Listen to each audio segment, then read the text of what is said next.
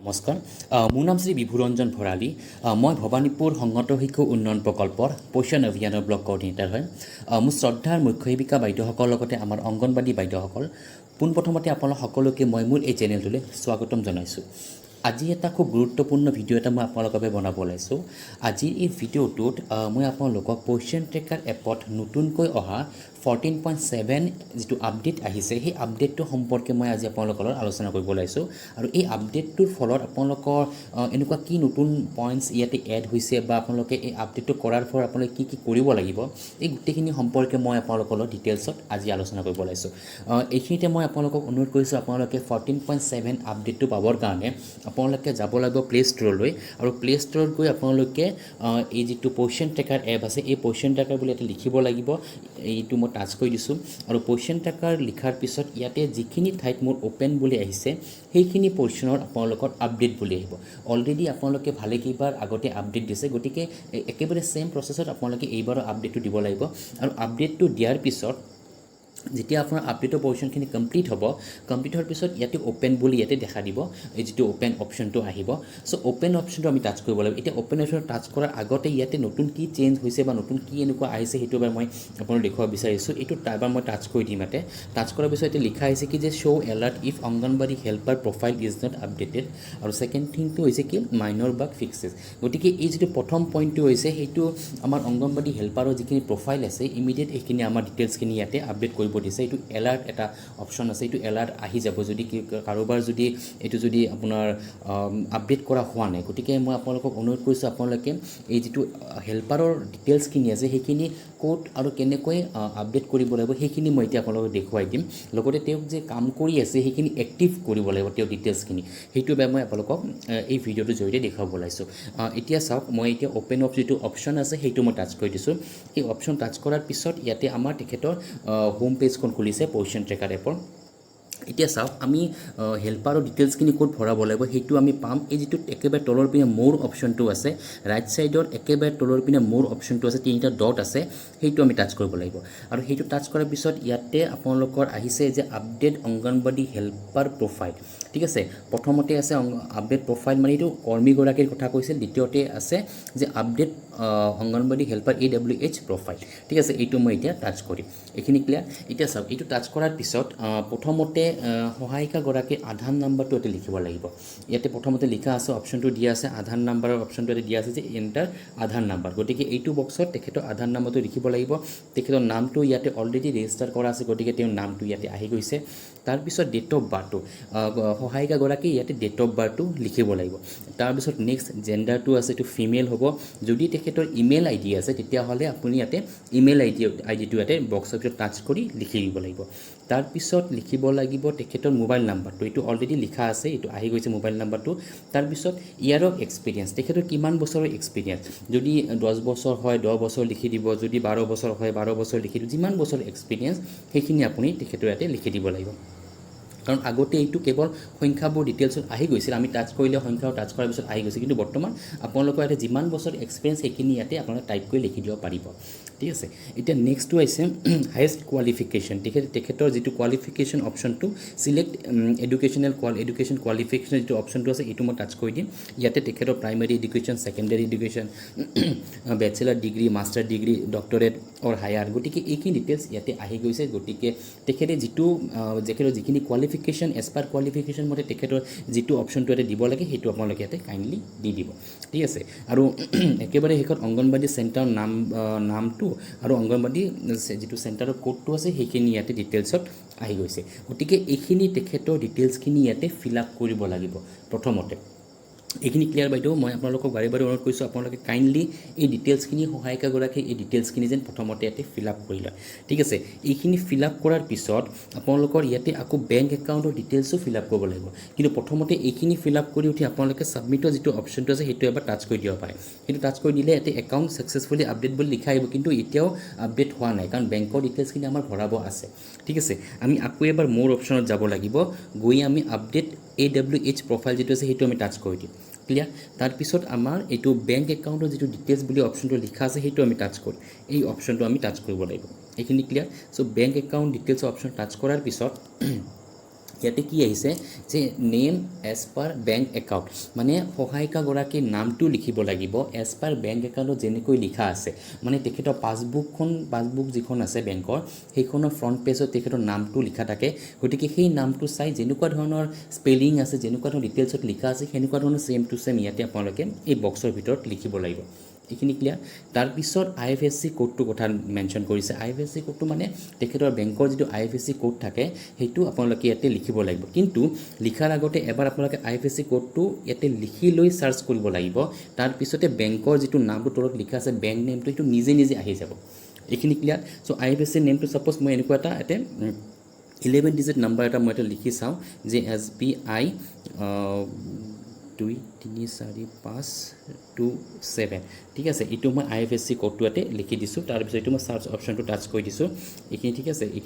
এইটো মই এই যিটো চাৰ্চ অপশ্যনটো আছে এইটো মই টাচ কৰিব লাগিব এইখিনি মই এইটো টাচ কৰি দিছোঁ এইখিনি ক্লিয়াৰ বাইদেউ এইটো মই এতিয়া টাচ কৰি দিছোঁ কিন্তু ইয়াতে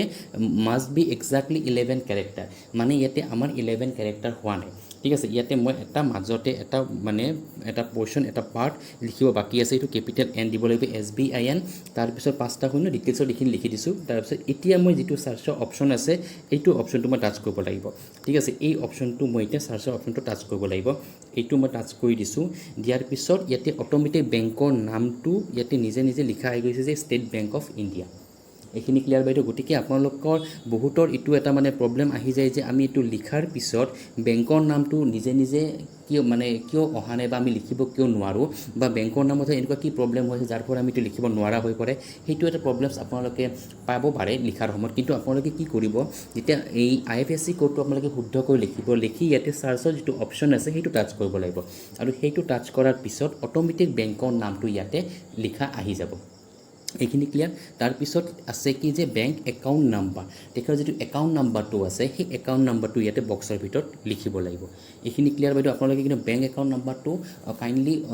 তাৰ পৰা বেংকৰ যিখন আমাৰ পাছবুকখন আছে তাৰ পৰা যেন ভালদৰে শুদ্ধকৈ চাই লিখে ঠিক আছে কাৰণ এইটো ভুল হ'লে অকণমান প্ৰব্লেম আহি যায় তাৰপিছত same to same bank account নাম্বাৰটো আকৌ এবাৰ আপোনালোকে ইয়াতে লিখিব লাগিব কনফাৰ্ম বেংক একাউণ্ট নাম্বাৰ যিটো অপশ্যনটো আছে এইটো বক্সত ঠিক আছে এই যিটো নাম্বাৰ আপোনালোকে বেংক একাউণ্ট নাম্বাৰটো ইয়াতে লিখিছে সেইটো নাম্বাৰে আপোনালোকে ইয়াতে আকৌ এবাৰ লিখিব লাগিব তেওঁলোকে এইটো চেক কৰিছে যে কনফাৰ্ম হৈছে নে দুটা ঠাইতে আপোনালোকৰ শুদ্ধ হৈছে নে সেইটো এবাৰ তেওঁলোকে চেক কৰে ঠিক আছে গতিকে এইখিনি লিখি আপোনালোকে একেবাৰে শেষত যিটো ছাবমিটৰ অপশ্যন আছে সেইটো টাচ কৰি দিব লাগিব কিন্তু ইয়াতে ছাবমিটৰ টাচ কৰি দিলেও নহ'ব এইটো কোনো একচেপ্ট নকৰে কাৰণ ইয়াতে আমাৰ এই ডিটেইলছখিনি আমি ইয়াতে ফিল আপ কৰা নাই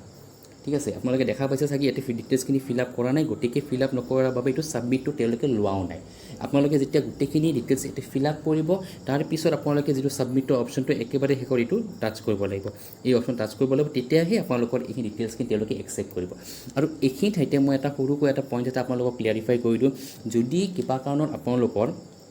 এই ডাটাখিনি ছাপ'জ ছাবমিট হৈ গৈছে বা কিবা কাৰণত ডাটাখিনি যদি আপোনালোকৰ ভুল হৈ আছে বা কাৰেকশ্যন কৰিব বিচাৰে ঠিক আছে আপোনালোকৰ যদি কিবা কাৰণত ডাটাখিনি ভুল হৈছে লিখোঁতে আপোনালোকে যদি কাৰেকশ্যন কৰিব বিচাৰে সেইটো কণ্ডিশ্যন আপোনালোকে কি কৰিব একেবাৰে ওপৰত এটা সৰুকৈ পেঞ্চিলৰ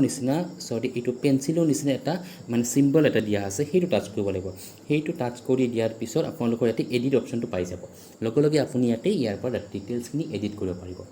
এইখিনি ক্লিয়াৰ যদি কিবা কাৰণ ভুল হয় কিন্তু পৰাপক্ষত মই আপোনালোকক অনুৰোধ কৰিছোঁ আপোনালোকে কাইণ্ডলি ডিটেইলছখিনি প্ৰথমতে শুদ্ধকৈ লিখিব চেষ্টা কৰিব যাতে নেক্সট টাইম যেন কাৰেকশ্যন কৰিব লগা নহয়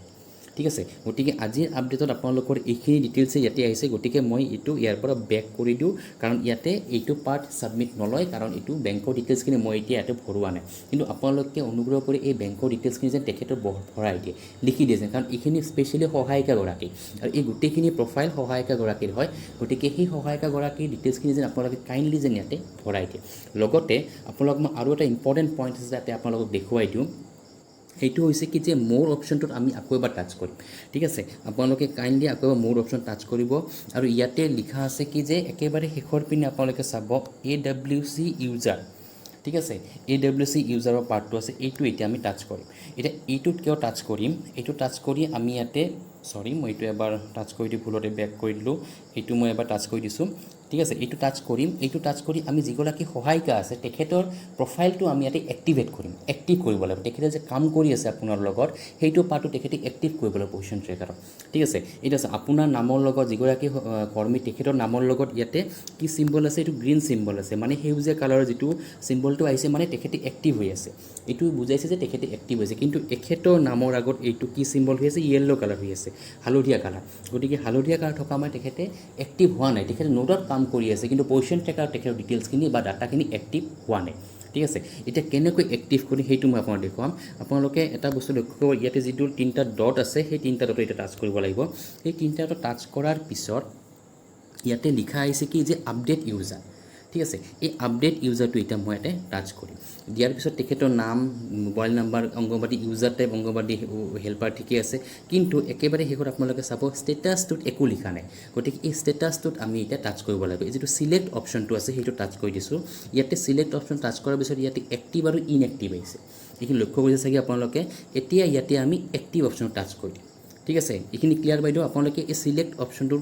যিটো আছে ষ্টেটাছটো আছে য'ত ষ্টেটাছত তলত চিলেক্ট বুলি পাব সেইটো আপোনালোকে টাচ কৰিব লাগিব আৰু সেইটো টাচ কৰাৰ পিছত ইয়াতে এক্টিভ আৰু ইনএক্টিভ দুটা পাব আপোনালোকে এক্টিভটো টাচ কৰিব লাগিব কাৰণ তেখেতে বৰ্তমান কাম কৰি আছে আপোনাৰ লগত এক্টিভলি কাম কৰি গতিকে আমি তেখেতক এক্টিভ দেখুৱাব লাগিব পজিশ্যন ট্ৰেকাৰত এইখিনি ক্লিয়াৰ এতিয়া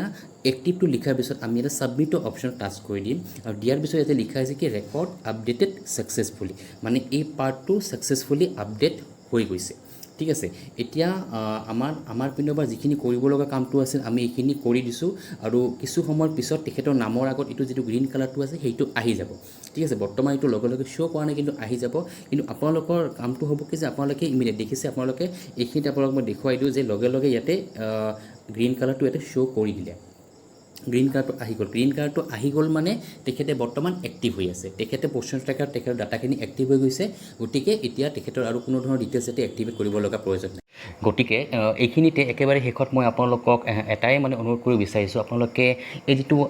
সহায়িকাগৰাকীৰ ডিটেইলছখিনি আপডেট কৰা কামখিনি এইখিনি যেন ইমিডিয়েট কৰি দিয়ে কাৰণ এইখিনি কৰোঁতে বেছি সময়ৰ প্ৰয়োজন নহয় আপোনালোকে এইখিনি কাম আপোনালোকৰ যেতিয়া কেন্দ্ৰটো খুলিব কেন্দ্ৰটো খোলাৰ সময়ত সহায়িকাগৰাকী লগতে থাকে গতিকে তেওঁলোকৰ ডিটেইলছসমূহ তেওঁৰ যিখন বেংকৰ ডিটেইলছখিনিও লগতে তেওঁৰ গোটেইখিনি ডিটেইলছ আপুনি লগত থাকে ফিল আপ কৰি দিব পাৰিব গতিকে এইখিনি কাম আপোনালোকে ইমিডিয়েট কৰে বুলি মই কৰিব বুলি মই আশা কৰিছোঁ আৰু এইখিনি কৈ মই আজিৰ ভিডিঅ'টো ইয়াতে সমাপ্ত কৰিব ওলাইছোঁ আৰু একেবাৰে শেষত আপোনালোকক বহুত বহুত ধন্যবাদ জ্ঞাপন কৰিছোঁ ভিডিঅ'টো চোৱাৰ বাবে